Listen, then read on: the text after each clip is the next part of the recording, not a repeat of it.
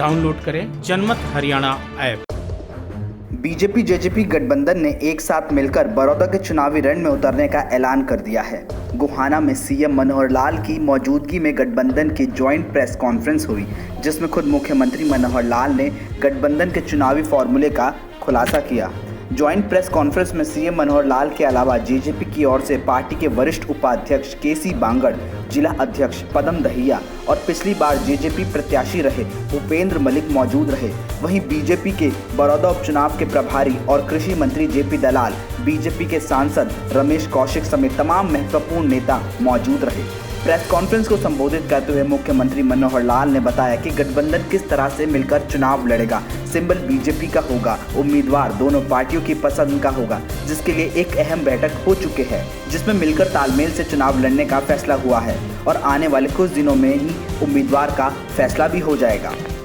ये बड़ौदा का चुनाव हमारी जो गठबंधन की सरकार है उसी प्रकार से ये चुनाव भी भारतीय जनता पार्टी और जननायक जनता पार्टी दोनों के गठबंधन की ओर से चुनाव लड़ा जाएगा।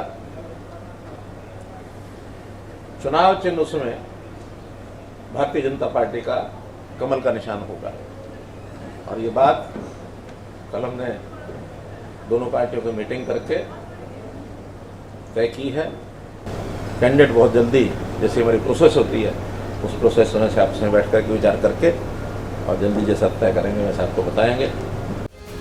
वहीं प्रेस कॉन्फ्रेंस के बाद दोनों पार्टियों के कार्यकर्ताओं को संबोधित करते हुए सीएम मनोहर लाल ने गठबंधन में चुनाव लड़ने का फायदा बताते हुए कहा कि जब एक और एक मिलते हैं तो वो 11 हो जाते हैं। दोनों पार्टियों के कार्यकर्ताओं को बिना किसी भेदभाव के जिस भी उम्मीदवार को टिकट मिले उसका साथ देकर जीत हासिल करनी है, ताकि बड़ौदा के विकास में कोई कमी ना रहे।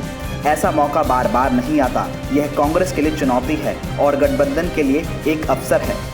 जब आगे से बड़ौदा के सब चुनाव में सभी कार्यक्रम वो गठबंधन के नाते हुआ करेंगे, तो भी प्रतिनिधि के नाते से हमारे नेता जेजेपी के यहाँ आए हैं, तो एक प्रकार से मानना चाहिए कि गठबंधन की आज कार्यकर्ताओं की पहली बैठक हो रही है।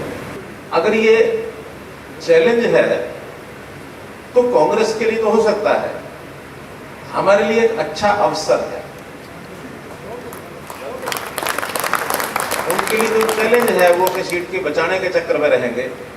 हमारे लिए अवसर है कि हम एक नए उत्साह के साथ हमें एक चीज प्राप्त करने के लिए हमको एक अवसर मिला है, तो इस अवसर का उपयोग करना है।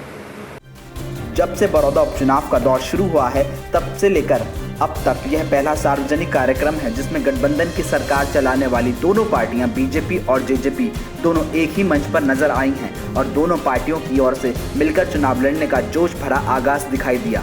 दरअसल इसके पीछे एक बड़ी वजह यह भी है कि पिछले विधानसभा चुनाव में बड़ौदा में इन पार्टियों ने करीब 70,000 वोट हासिल किए थे और कांग्रेस को 42,000 के करीब वोट मिले थे। अगर दोनों तब मिलकर चुनाव लड़ते तो बड़ी जीत इस हल्के में मिलने की संभावना थी और अब जब मिलकर चुनाव लड़ रहे हैं तो कांग्रेस पर भारी पड़ सकती हैं। अब देखना होगा कि गठबंधन की ओर से कौन उम्मीदवार आता है और कितना गठबंधन की उम्मीदों पर खरा उतर पाता है।